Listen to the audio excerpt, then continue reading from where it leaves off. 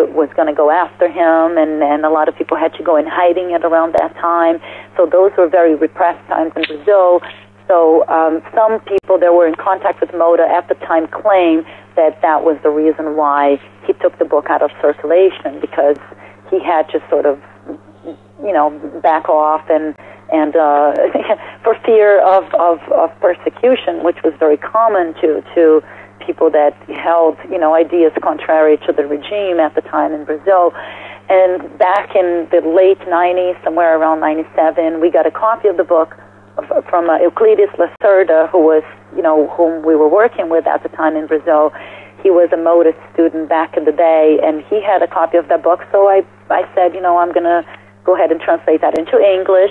But of course, that was not the only existing translation. There was a translation before, and that book was published through the Headland Press. And we have a bilingual version of it that's actually in Portuguese and in English. Right, yeah, that's the version that I have. And I was wondering, did you put that out in the bilingual too? Because the Portuguese version is very rare.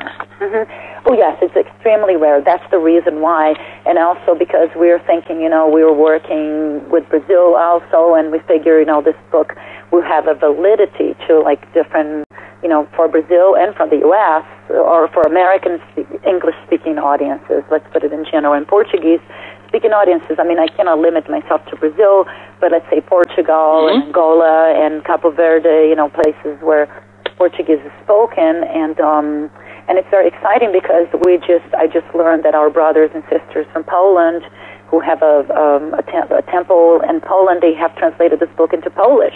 Oh, fantastic! Yeah, so it's great that you bring this translation into English, and then all of a sudden, other languages are coming out of it, and I think that's a very exciting thing to see happen. Well, what's your next project? Since you've just finished this up, are you going to be translating anything else? Actually, I'm working on a document now, which is a lot of the work that I do in my profane life has to do with I do a lot of, I'm an educator. I work with I teach, and I do a lot of studying on intelligence and brain cognition and stuff like that. So I've been working on a document on Thelemic political morality, which Moda wrote back in '64. So I'm doing a revision of that document because a lot of the concepts of intelligence that Moda was talking about at the time are still, again, more research needs to be done. You figure that 40-somewhat years later, things change a lot. So I'm doing a lot of research in this area of intelligence and human intelligence and how it applies into a Thelemic society. So that's one document that I'm working on. And also, we have been working on an upcoming title by Freda 939, which we hope to publish again this summer.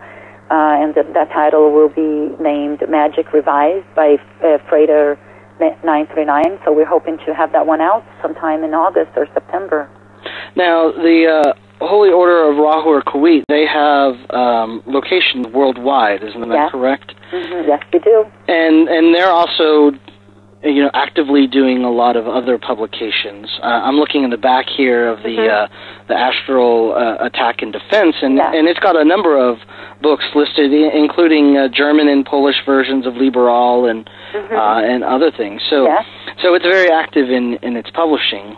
We are, but the interesting thing is that now what we're trying to do, we're trying to become more cohesive in terms of how we bring ourselves together. We have people in Germany that have been working very hard, and most recently we've had a growth spur in Poland, and the Polish people have been working so hard. They've been they have their own printing thing going on, and they put their books out, but we never sort of said, we can kind of list everything that we have. We've been, so that's our challenge now, is to try to work as a cohesive order where, all the publishing goes into, everybody's aware of what we're doing, whereas before it was like, we have more of an informal network of publications, but right now we're steering more towards this thing. And also we have in our website, www.hor.org, we have our newsletter, which is published every 3 months, which is the Warriors LVX is our official newsletter, and we have tons of articles, a lot of poetry, a lot of things that different members write from different parts of the world, and that's accessible to the public as well. Okay. So it just sounds like you guys are going through the normal process of growing pains and getting organized that way. Mm-hmm. Yes, we are. Like, I think I mentioned this to you in our previous email conversations. One of the things that, we don't appear to be big to the one who's on the outside, but, there's a lot to us, more so than a lot of people know of, and I think it's, we don't advertise ourselves, I believe, enough, because I think, in a way, being from the Moda lineage, I think one side of us, we cannot help but be very defensive about, what the kind of stuff that Moda went through. So I think we are cautious, I would say the right word for it, in terms of how we approach the whole idea of, making ourselves this big public entity. We just basically are there, and people that are interested will find us. That's the way we look at it. Fantastic. Mm-hmm. Well, I'm really excited that the book came out. I was actually informed about it from Roger at Magus Books in Minneapolis. He's the one who told me about it, and as soon as I found out, I ordered a copy and figured, oh yeah, this is definitely something you should be aware of. And I don't know if you're aware, I've already with the Haruliu mailing list that I do, I mentioned it in there and kind of refer people.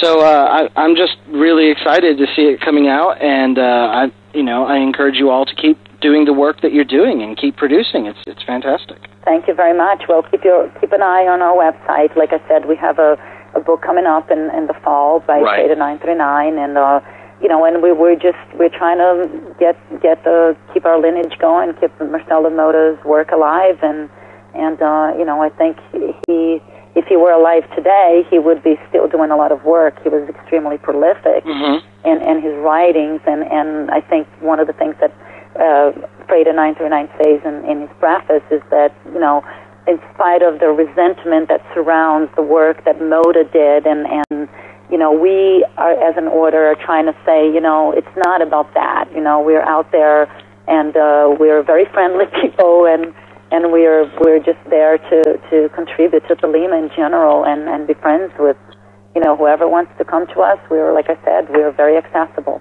Well, let's talk about the content of the book.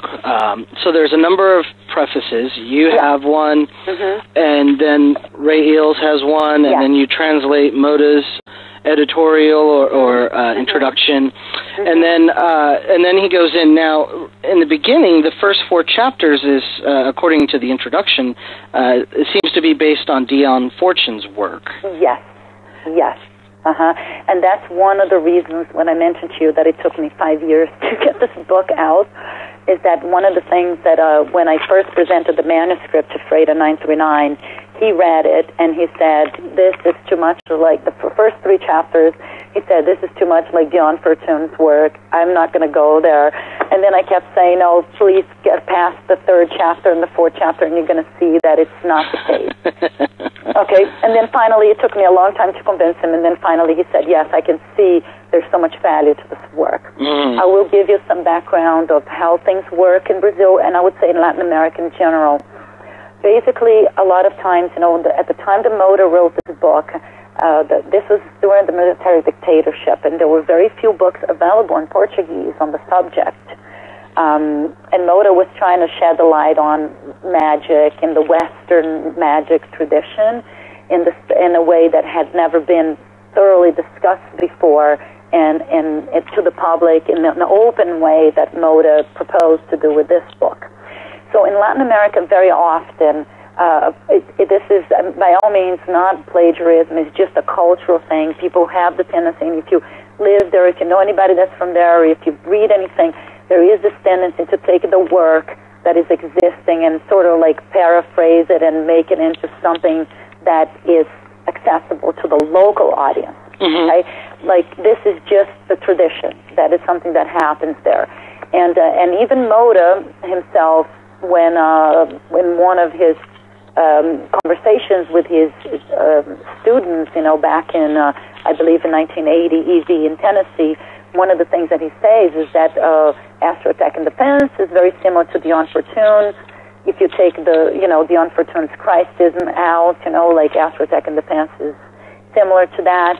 Yes, we realize that.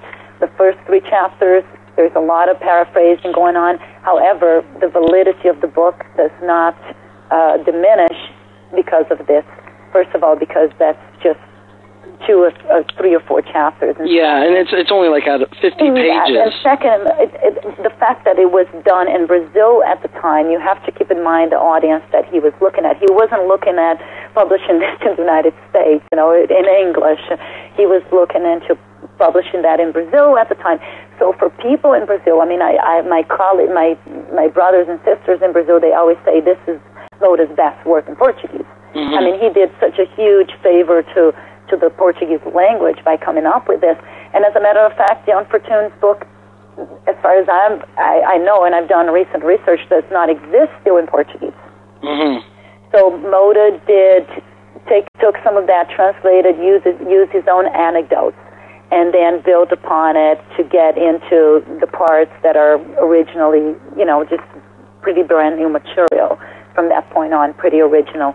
So I think if you keep that in the back of your mind, you will understand the cultural context under which this was written. Right, but then he's got, a huge number of chapters afterwards. It's a total of 10 chapters, so if you take out the first 3, he still has a pretty sizable book. And then there's even appendices that you have, various other essays that he wrote, like on wine and strange drugs, or drugs in the astral body. Yeah, those were by Frater 939. Oh, those are Frater 939. Yeah, I'm sorry. Because there were a lot of the commentaries by Frater 939 are in italics and bold. Uh-huh. And he mentions some of those essays within those commentaries. Therefore, he needed to put them as appendices so people could refer back to them as they read the book. And, of course, we also have one Moda appendix, which is the Field Theory of Sex, which is a very famous document that Moda wrote way back in the day. And there's one chapter that is on sex and the occult. Mm-hmm. And I think that particular appendix relates to that chapter, if I'm not mistaken. Okay. Yeah, I read that one, and I thought that was really a fascinating essay of his. Mm-hmm. It's very, in some ways, it's very transgressive against societal norms. Yes, it is. Yes, it is. And I think the fascinating thing about Marcelo is the fact that he always looked for a balance on things, and I think in this case, he criticizes harshly Brazilian society, and the double standard that exists in terms of how homosexuality is treated, and how women are treated. And Moda always kind of went for the jugular, when it came to certain things. He would just go straight to the very core of the subject. And I think it's in a way, anybody in Brazil reading this can say, that it's true. We are a society that has a lot of double standards. And it's your Roman Catholic heritage that is a lot of that. Yeah, a lot of that. But the interesting thing is that if you read through, one of the things that I did as a translator that I thought it was important was to bring up to date some of the things that Moda mentions in the book that happened back in the 60s. Like, for example, one story where a girl from the northeast of Brazil that attended Catholic school, Roman Catholic school, had to have their private parts inspected to make sure they were virgins. They used to do that on a regular basis. Something like that does not exist anymore. So a lot of the things that I do under the translator's notes is that I try to say that, in fact, since Moda wrote this book, Brazilian society has changed enormously. That has been a very significant sexual revolution. That things have changed a lot, and very good in a much more positive way. So I sort of bring some of that up to date. And, of course, some things have not changed yet. For example, James Fraser's book has not been yet translated into Portuguese, The Golden Bough. Right. So things like that are still sort of behind, in terms of things that should have happened by now are still not there. But I'm glad to report that has been some progress. Now, how large is the esoteric community within Brazil? Within Brazil, it's very interesting. Brazil is has barriers. The same as in the United States, I would say. The